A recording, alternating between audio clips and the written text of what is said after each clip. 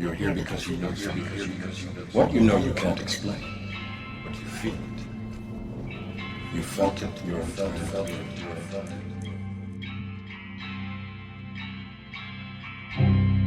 The point is to understand who you really are. Humans are now hackable animals.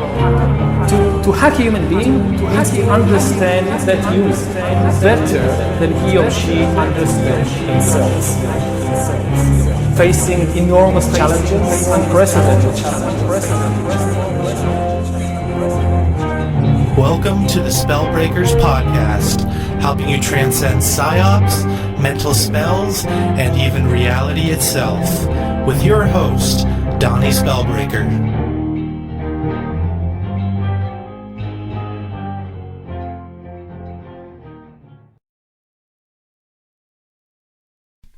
Hey guys, want to thank all of you very much for supporting and subscribing to the Spellbreakers podcast. It's been an amazing ride so far. I've gotten so much positive feedback and people reaching out to me privately saying that my message has been really helping them. I know times are tough, but as you can imagine, putting on this show is quite time intensive. And so if you're able to help out in any way, it's very much appreciated. So please go to buymeacoffee.com/thespellbreakerspodcast or thespellbreakerspodcast.com. Thank you again for all of your love and support, and keep breaking those spells, people. Hey guys, welcome to another episode of the Spellbreakers Podcast. It's your boy, Donny Spellbreaker. So today I want to talk about the dynamics of cults.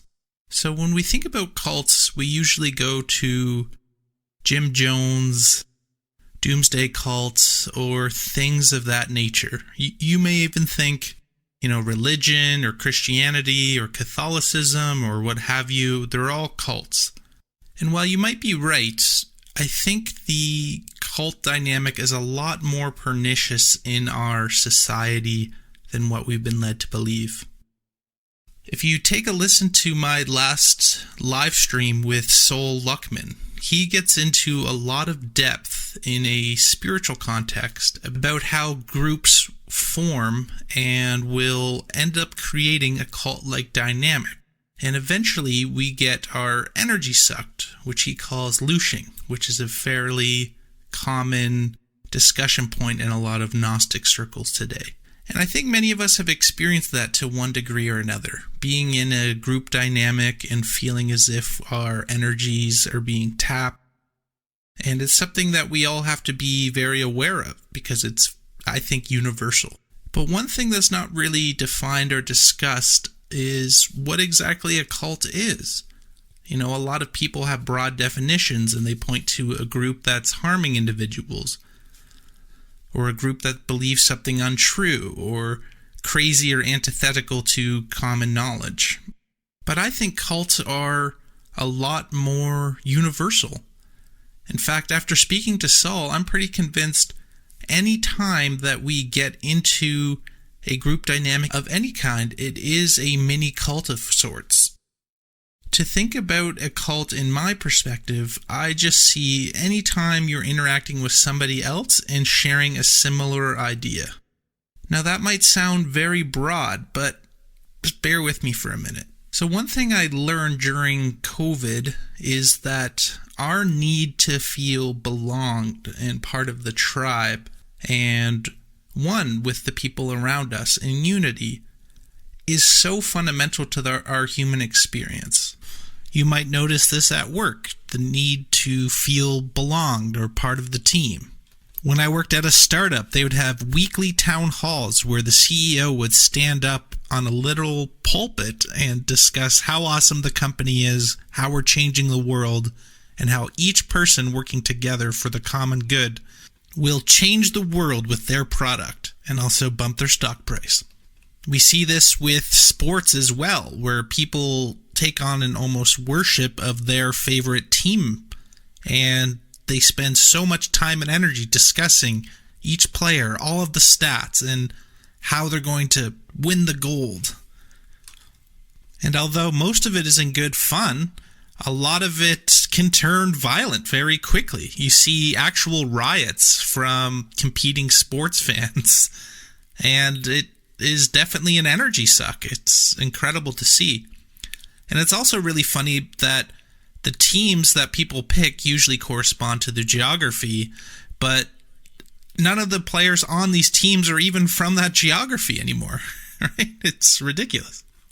We see many examples like this playing out in the world, but humans have been described as deeply tribal creatures, and I think that's very true because I've experienced it very much in my own life. One of the hardest things to get past is the feeling of being separate from the herd or separate from the group or feeling like you're an outcast. And so this is why I think we're so hardwired for cults. In the past, we would be stuck with one tribe for life. That was kind of our lot in life. And now that we've expanded to a massive, complex society, we're forming our own little niche groups and organizations that reflect the same tribe dynamics that we used to live in. But funny enough, almost all of us feel like outcasts in one way or another in our lives, right? You might not really get along with your colleagues, but you kind of go along to get along. Or in politics, you might not be fully bought in, but you kind of placate and play along. And oftentimes we really hold our tongues from what we really want to say or believe. And this is one of the many pernicious natures of being in a cult. One of the core dynamics within cults is the predisposition to agreement at all costs, and the banishment of people who disagree. Now, the rigidity and structure of cults can be very, very different in that there might be many people, there might be a wide discourse and acceptable range of discussion points that you can have. They might be very open-minded and even question a lot of the core truths that are propped up for us in society. But in all cults, there are sacred cows. There are topics that you cannot dig into without triggering somebody. I've noticed this with virtually every single friendship that I have. With almost every person you know, even if they're very open-minded, even if they're very curious, almost everybody has a sacred cow or a discussion point that when you discuss it, it circumvents their critical thinking and leads them straight to attack mode. And if we're honest with ourselves, we have those too. Virtually all of us have certain topics or subjects that trigger us, that we can't handle, that as soon as they're brought up or people disagree with us in a particular area, we circumvent our rational, logical decision making and go straight into attack mode or aggression. I've been seeing this play out a lot online recently too. A lot of people are freaking out because their friends of 30 years are just now not talking to them because of their political stances. But it happens as well even with, say, diet and nutrition. Vegans can stop talking to people because they choose not to be vegan. And in the flip side, I'm in some carnivore groups and people will absolutely lose it if somebody puts a little bit of oregano on their steak. Or religion is very common, right? It's very hard to be a deeply religious person and not judge others or think that you have the answers that they don't. To me, it's abundantly clear that almost everybody has these sacred cows.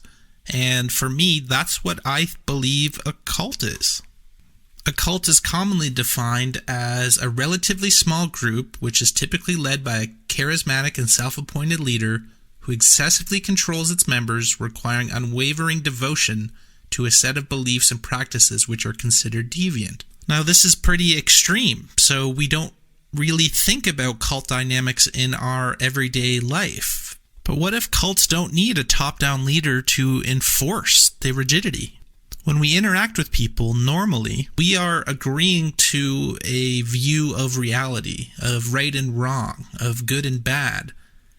And the degree to which we feel that we bond with that person is to the degree to which we agree with them about those facts.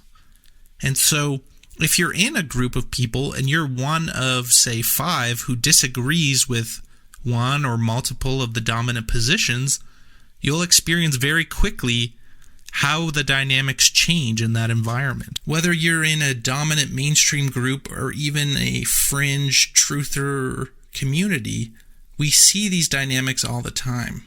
We see the fact that there's an agreed upon standard of discourse and philosophy that as long as you embody, as long as you accept and go along with, you're then given access to the group. You're one of us. But when you start to deviate, you start to find out that who you thought were your friends aren't really that. They don't really have your back. This happened to me a lot during COVID, and it's what really opened me up to this concept that maybe everything is a cult. Initially, I had studied the best scientifically available data to show that a lot of the measures that they were employing were totally wrong. And I went to a lot of friends who were very intelligent, who were generally open-minded, and I expressed this view. And I got nothing but disdain and anger, and some people stopped even talking to me for months. And then you find the truther alternative community, and these people are resisting these measures and protesting. So I started kind of joining up with them and protesting and speaking online. And during the height of the craziness in Canada, that was great. There was a ton of unity.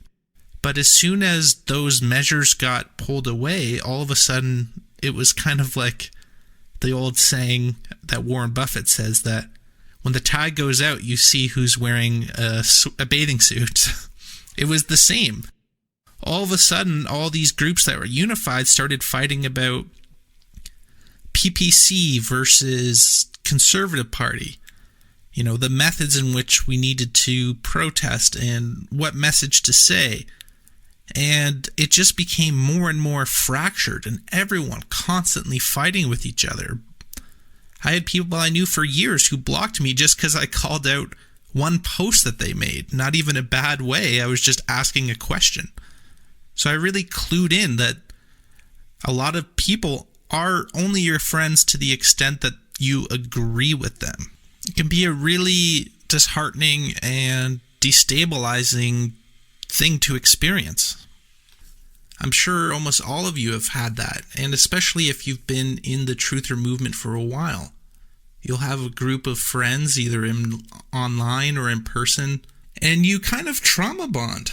You find people who agree with, all of the things that are wrong in society, and you latch on to each other. And you form friendships and communities, and you spend a lot of time sharing and talking about all of these things. But the more I've gone away from the whole truther movement, I've seen how toxic this dynamic is. When we bond with other people just around what we don't like, that is very dysfunctional. In fact, I think it's almost evil in a way. And I was totally blinded to that for a long period of time. Like, think about it. Let's say you hate Jeeps, and you find another person who hates Jeeps, and then you organize a group of people who hate Jeeps. It's not going to be that good of a group. You might feel a sense of relief and a sense of validation by having all of these other people that say, yeah, man, I hate Jeeps too. Yeah. But how deep is that relationship really going to go? How much will that really help you in the long run, just complaining about Jeeps? And then, heaven forbid, somebody in the group say, hey, you know what? Not all Jeeps are bad. Look at this Jeep. Look, it's driving up a wall. Isn't this amazing? And then, boom, banishment. Then flip that around to people who love Jeeps, and they start pro-Jeep communities, which are actually really abundant out here in Alberta, surprisingly. There's a whole Jeep cult out here. I don't understand it. What I did learn is that they have these rubber duckies in all different styles that correspond to the color and type of Jeep that they own. And that when they see somebody who has the same Jeep in the same color, they put this rubber ducky on their hood. And while it's not harmful, just as an outsider, it's very bizarre to me. But anyways, just bonding around the love of Jeeps, to me, is very weird, and that in itself is a cult. You know, I've actually followed some of these pages for fun. I don't drive a Jeep, by the way. And we'll actually see people fighting about anti-Jeep sentiment. Like, how ridiculous is that? And also, you know, you're spending your time and energy in these groups and communities just bonding over one simple item that you both happen to like. It just makes no sense, right? But the thing about humans is we are deeply tribal creatures. We need groups like this. In the past, we likely lived in smaller tribes where we had to have a sense of unity. We had to all kind of go along with the program to survive. We had to act like a singular unit. And individuality, which is the hallmark of Western culture, was a lot less pronounced and encouraged. Because it mattered less who you were as an individual versus what you could provide to the tribe. And now we see this dynamic all of the time throughout all of our lives. When we engage with other people, we're almost never fully trying to understand who that person is as an individual. We're always trying to put them in a box. Are you pro this or anti that? Do we agree in this way or that way? And what we usually call friends are just people who check off the most amount of those boxes that we agree with. And that's a hard thing to swallow, is that a lot of the friendships that we have might not be as deep as we think they are. In fact, they are often conditioned upon us agreeing to a view of reality. And I think that's the heart of a lot of the wokeness that we see in the world today, is this new view of reality coming in that's trying to buy more and more people into. And when people turn away from that, rather than have an actual conversation about, you know, why we disagree or why we think they're wrong, it goes essentially to, you're an awful, evil, racist person who should be debanked. And those are extreme examples, but how often, if we're honest with ourselves, do we do that in our own lives? How often do we stop talking to somebody or judge them harshly, not because they're a bad person, not because they've done something evil or harmful to me or others, but just because they say something we don't agree with or that we think is crazy? I've been guilty of it. I've seen it a lot, and I've had it happen to me quite often. And so it's also made me be very selective of, you know, what I say to a lot of people, which maybe that's a good thing, maybe it's a bad thing. You know, there's arguments for both. The more that I become aware of this cult dynamic, I see how pernicious it is and how it really holds us back from forming deeper bonds and kind of growing up in terms of maturity. When we engage with people, just to like them based upon the degree of which we agree with them is very egotistical, right? The world is a huge place and a very complex and miraculous place. And having different points of view or worldviews, we should celebrate, or at least be curious of, right? When people disagree with me about certain topics, I, for one, am very interested. I really want to hear what they have to say and how they got to that conclusion. And the more we do this, the more it really pushes our boundaries.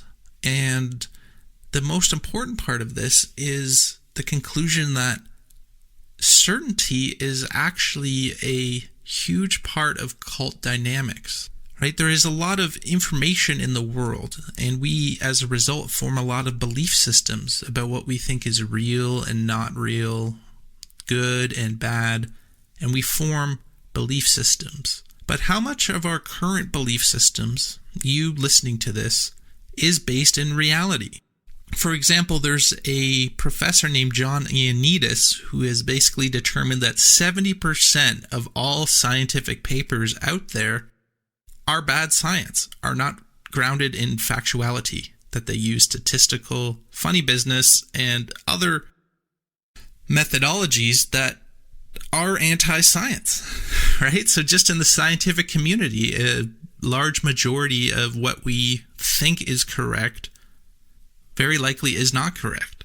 And then even deeper topics about, political conflict and medical procedures and all of these things, right? There's almost no way to know for certainty what's really going on. And that certainty is something that gives us a lot of comfort, but it really is a detriment to us.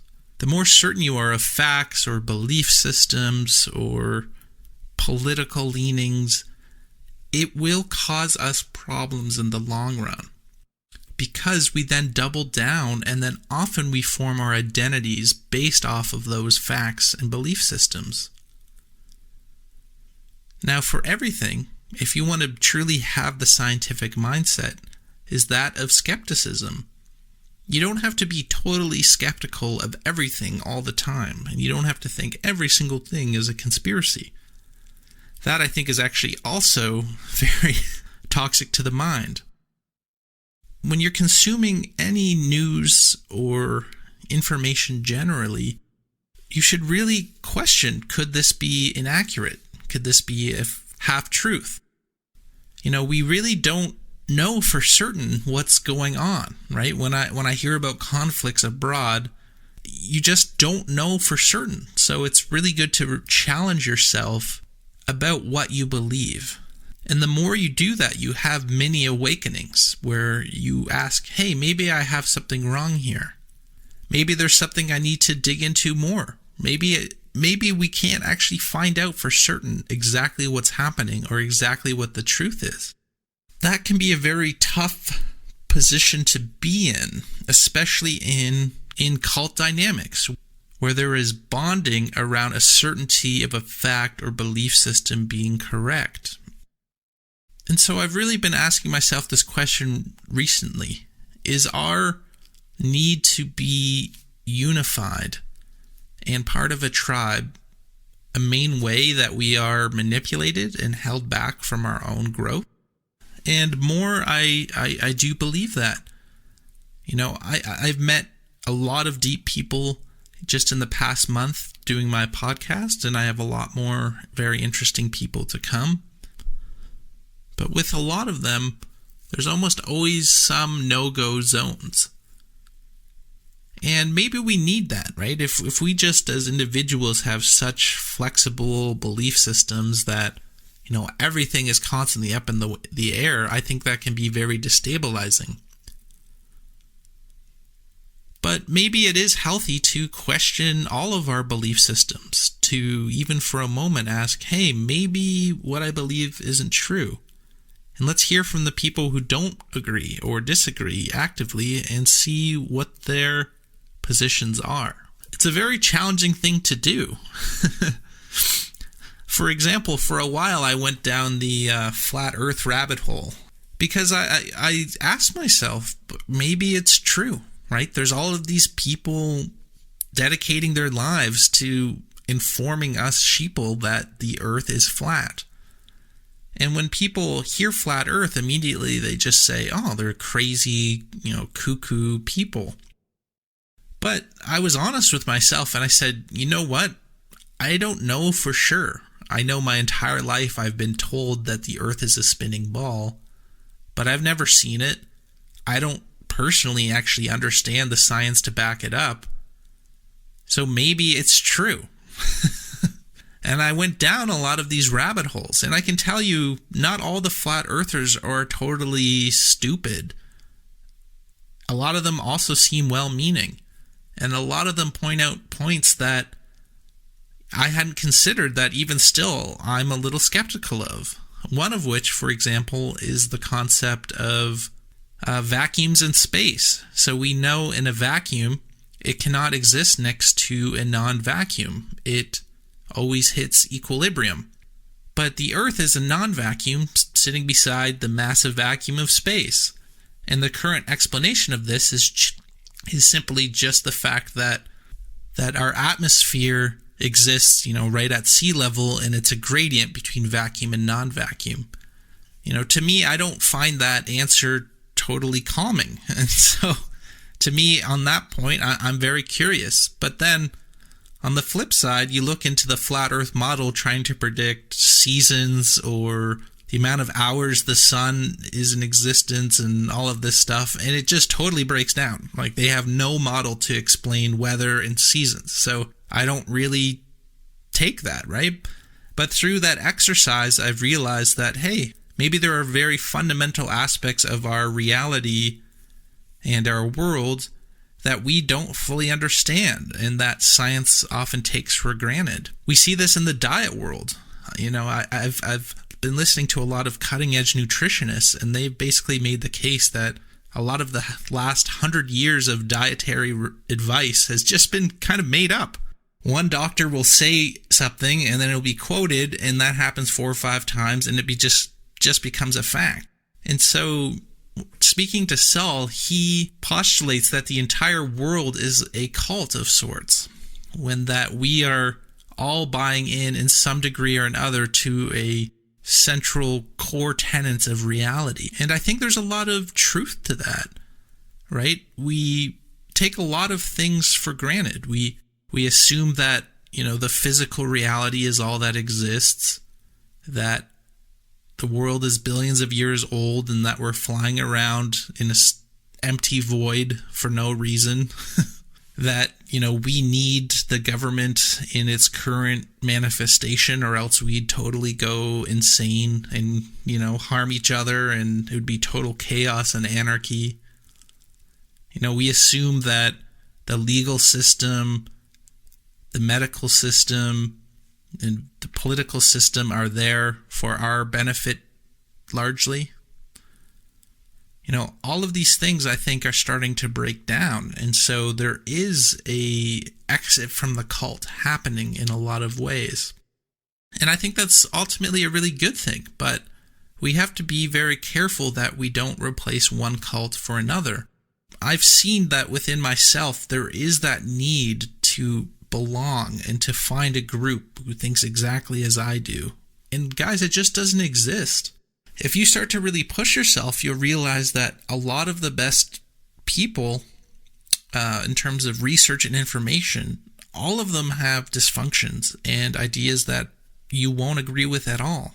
And that's fine. And it can be really good to challenge yourself. But if your standard is that you have to agree with everything or 95% of what somebody says in order to accept them or validate them or to be part of their group, it's just really dysfunctional, and it's setting us up for failure. So instead, I think it's really important for us to develop our own ethos and to build friendships and bonds with people around that fundamentally versus just facts that we agree upon.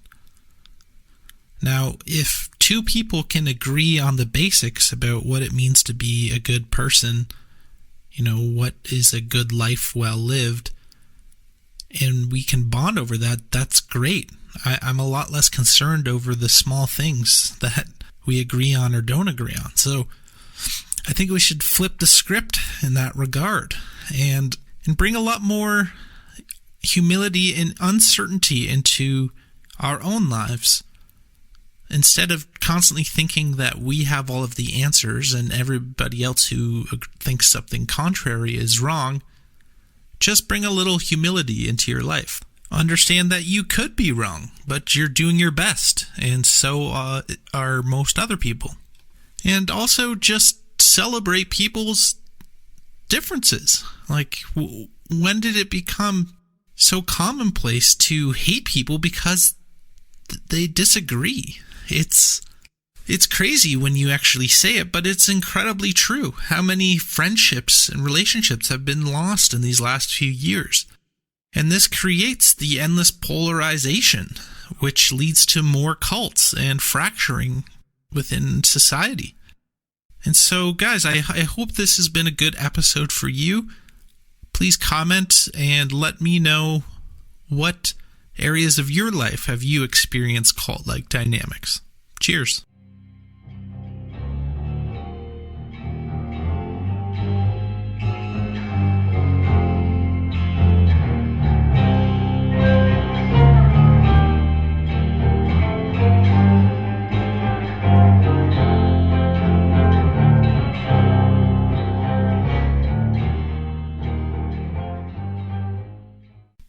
Hey guys, want to thank all of you very much for supporting and subscribing to the Spellbreakers podcast. It's been an amazing ride so far. I've gotten so much positive feedback and people reaching out to me privately saying that my message has been really helping them. I know times are tough, but as you can imagine, putting on this show is quite time intensive. And so if you're able to help out in any way, it's very much appreciated. So please go to buymeacoffee.com/thespellbreakerspodcast or thespellbreakerspodcast.com. Thank you again for all of your love and support, and keep breaking those spells, people.